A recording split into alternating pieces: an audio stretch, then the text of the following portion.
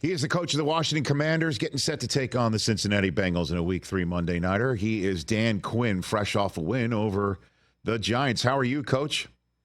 Rich, doing good, man. We are looking forward to our first time on Monday night here together. So, yeah, we're ready to let it rip, man. So, yeah, I was going to ask what you think that means, Monday night under the lights here, Coach. Yeah, I think for us, we want to make sure the process really stays the same, man. So kick back everything one day just to, kind of do all the preparation in the same fashion, the same way.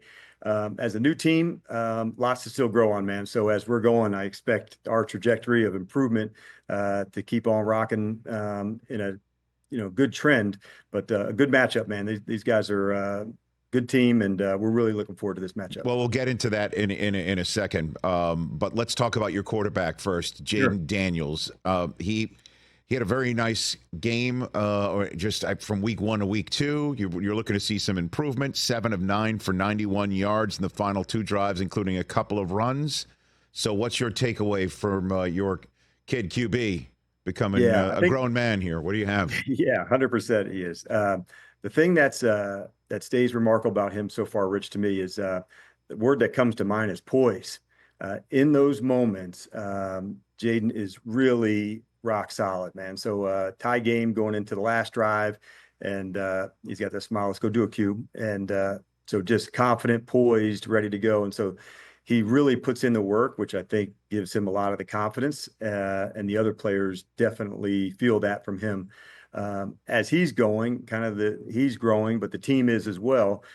We didn't have our best performance at Tampa, and so to see that improve week 2, we certainly expect that to keep going. But poise is, I think, one of the words that comes to mind, Rich. Maybe when we had talked earlier, I spoke of a good blend of confidence and humility, but now that we're in the games, you see a really calm, cool, collected guy that stays razor focused. How much do you talk to him about sliding, getting down? I mean, that moment when he had the wind knocked out of him, where he tries to split 2 defenders, it's like, I was like watching a horror movie, like through my fingers of my hand.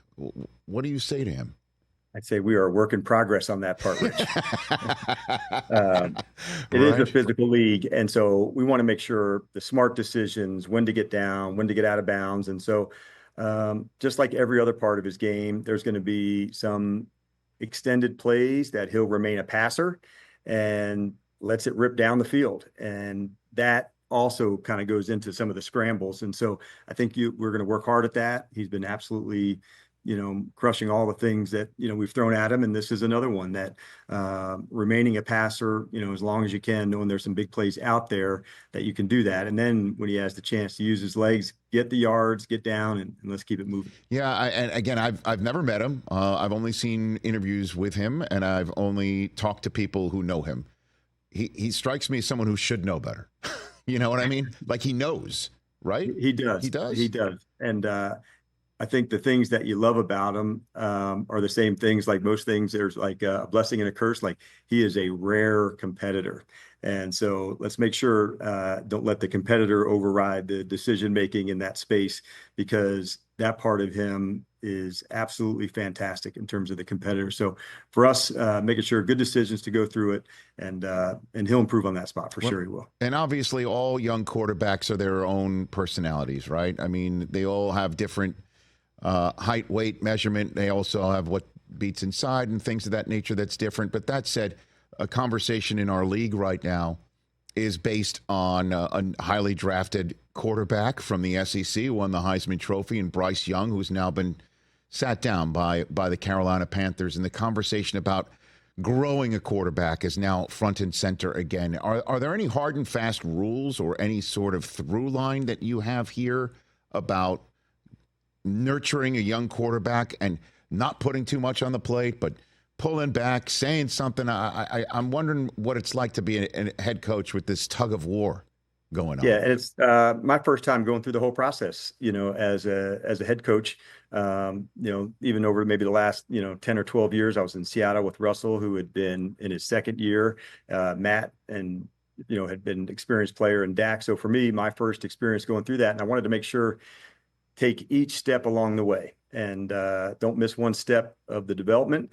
And so I think the biggest, lessons that I'm taking out of it, as you go back through to say, trust your eyes of what you see and make sure you're featuring for the player all the things that make them unique and make them really good.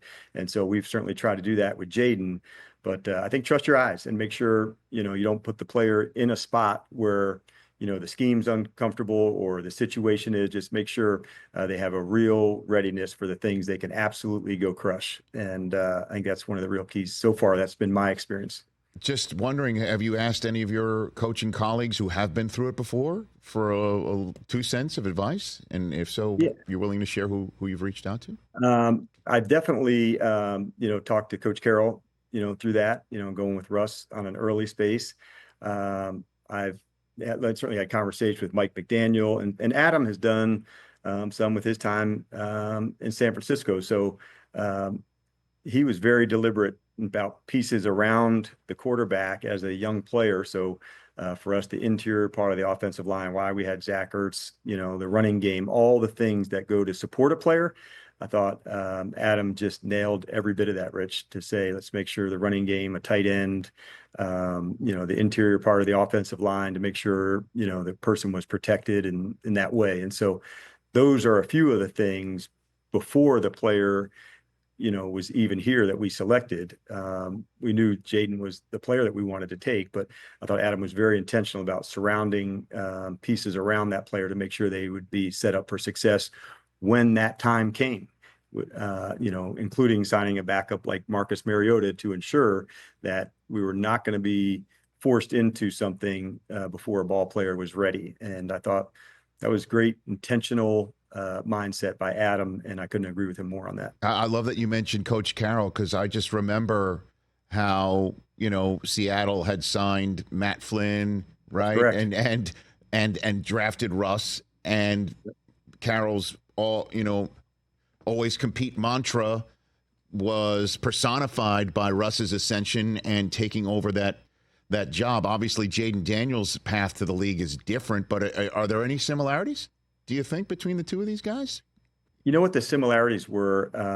And I wasn't there on that first lap with Russ on his very first year, but talking to Pete, the similarities were that you gave them some benchmarks and they competed to go get it. You gave them some more and they went after it again. And so that's what I felt from Jayden, from starting here, going through the offseason program into training camp. And so it was a lot of topics about, why aren't you naming him the starter already? It's like, and we're going to go through the process that we laid out. And I have full confidence that he'll get there, but let's go through the whole process. So 10 years from now, when another player comes in at another position, and why aren't you naming him the starter? Let's say it's a receiver or whatever position, could be any position. Mm-hmm. So like, if Jayden Daniels went through it to go earn it, you can too. And I just think it's a fair way to go and allows the player to grow, and you get to test him to see where he's at. And I think that's important in our league, Rich, to make sure if you're going into a locker room, a veteran player wants to know, can this guy help us win? And earning it, improving it, there's nothing better than that to establish that trust from the locker room. Dan Quinn, head coach of the Washington Commanders, here on the Rich Eisen Show, taking on the Bengals on Monday night in Week 3. You mentioned laps and being around the first lap. You weren't there for Russ. How's this second lap with you and Bobby Wagner going? It's going excellent. Yeah. He's just got a remarkable way about him.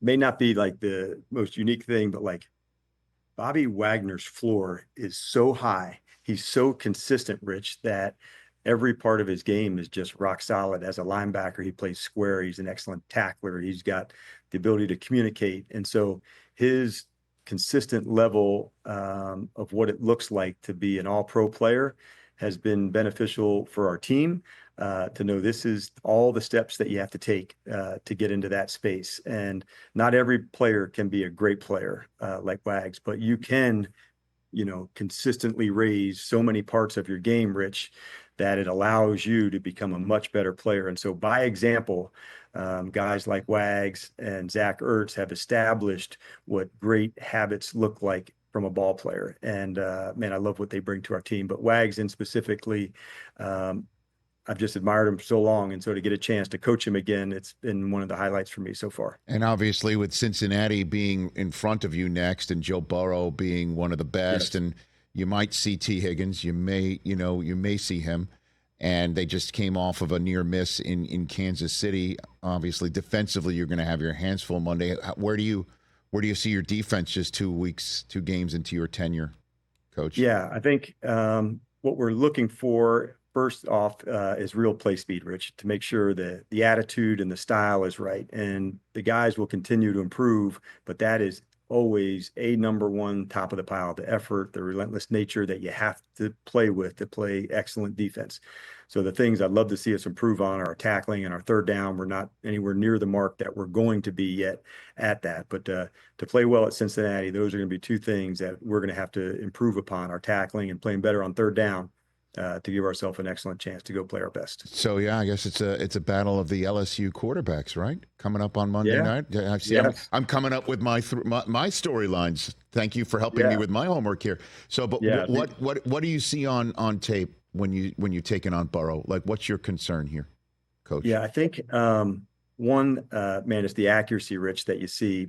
He can put the ball in the right location against the right coverage at the right time. So that for me is always one, from a quarterback standpoint, he can process so quickly. And then the other thing that I really respect about Joe, this guy is tough as nails, and absolutely a rare competitor in our league. Gets hit, stays in there, delivers the ball, knowing that, a hit's about to come down. So the ones that consistently do that over and over again, man, you got to tip your hat to them. And Joe is certainly that player. Okay, Coach, I appreciate the time here. Before I let you go, how do you see the dynamic kickoff here playing out? I mean, we're seeing a few more of these kicks returned, but I'm just seeing a ton just booted in the end zone, certainly when the game's on the line, right? Yeah, that seems to be the case right now. I would say that's inconclusive so far. We thought we had a really good op to start off our game. Actually, Rich, we returned one and got called back on a foul. Right. And so if you do get to the next level, you got a chance for a big play. But when that hole closes, it closes quickly. And I still think there's more to grow and more to learn. And probably be next time we talk, weeks from now, another conversation now that we've got outside the numbers. Does it hit the ground on the kickoffs? But by and large, there's not a big difference so far, just within 2 weeks of a kick that, was kicked into the end zone for a touchback and the returns. There's not a big difference in those two at this time. But I think as we go, more players will evolve, what kind of returners are there. And the style of kicks that the kickers are going to start working, I think, will come into effect as well. When you signed your kicker last week on Tuesday, did you think you'd be giving him a game ball 5 days later, Dan? Hell no.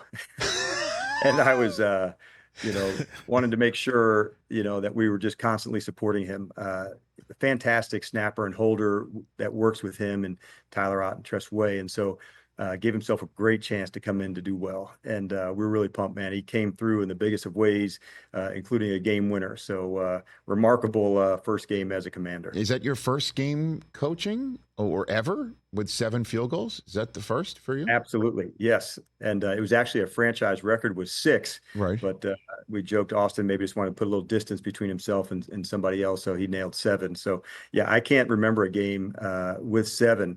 And so like a division game, man, you expected it to be close. I certainly thought that going into the game, and finding a way to win with 7 was a big deal. We got lots of things to clean up, going into Cincinnati. I think that would be very tough to think you can sustain that kind of production. We got to get some scores in the red zone, and we'll work hard at that. But yeah, really cool start for Austin. That said, you're in the standings. You look to your left, that's the equally 1-1 Eagles. You look to your right, that's the equally 1-1 Cowboys. Right, 2 weeks in, you got a piece of first. Here we go. We're marathoning. Here we go. And sprinting. Yeah. Yeah. Just why not? 400 meters, just go for it. Seriously, right? Honestly, we're just thinking about this game this week, man. There's so much ball to play, but like having a division game as your first home game, with a new club, Rich, that was cool, man. So to have, Washington, New York play in our first game, the history of these two teams and battling for it, man, it was really cool. Even if you're disappointing the kid who once went to practice to watch Parcells and his Giants, right? Like even though you crushed your childhood self, Dan. You did that.